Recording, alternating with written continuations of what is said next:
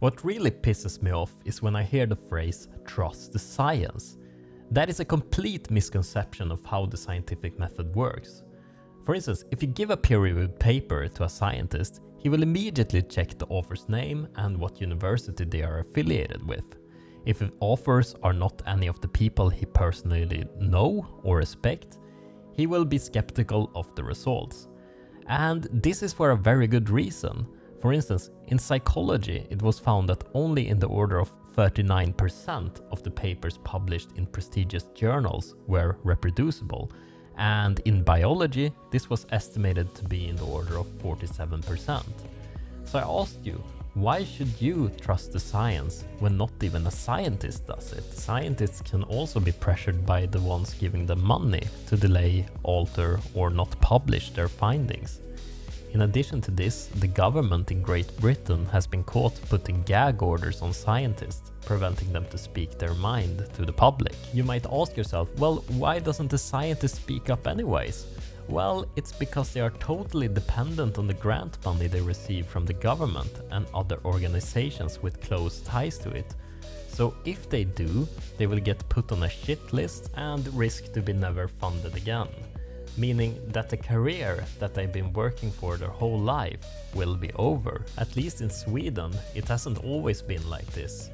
Before, professors were employed for life and thus were much harder to control and defund. But now they have to continuously apply for money in order to pay their own salary. Not to be cruel or anything, but to understand the world better, you should think about scientists like the government and big businesses bitch. In today's clown world, the politicians have a tendency to tell you to trust the science, even though there is not enough data available for anyone to do it. It is impossible to know the possible long-term side effects of certain experimental treatments. George Orwell wrote in his communist dystopia 1984 that war is peace, freedom is slavery, ignorance is strength, and trust the science. Well, I added the last one, but I think it fits well into how much of an oxymoron this statement really is. But what should you do instead of trusting the science? Well, I will tell you. It is not my intention for you to disregard it. To the contrary, science is a great tool if you know how to use it. You see, science is a process that you use to get closer to the truth. And you can use this process in your daily life to help you. As an example that is relevant for everyone, what diet should you use to achieve optimum health and well-being? If you were to trust the science about this that was made in the 1990s, you would be eating a low-fat diet with high carb and moderate protein intake. But in the 90s, you did not know that the big agro lobby had been tampering with the science, heavily overstating the amount of grains that you should eat. Later, the American Heart Association's myopic view on cholesterol got lobbied through, and what happened was that the fats such as tallow and butter were replaced with seed oils and sugar and sold as low fat and thus healthy.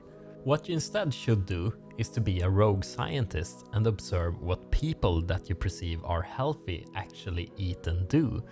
You will quickly find out that people eating, for instance, the Mediterranean, Paleo or Okinawan diet and exercised lived longest, and people who ate the standard American diet were overweight and hungry all the time.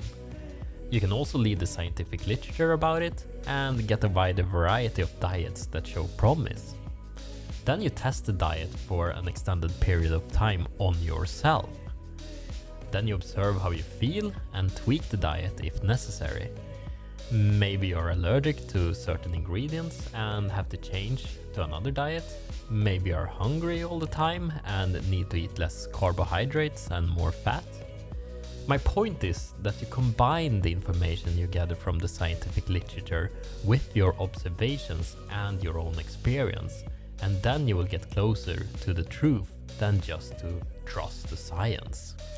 Thank you guys for watching this video, and don't forget to smash the like button, subscribe, and spam my comment section with whatever is on your mind.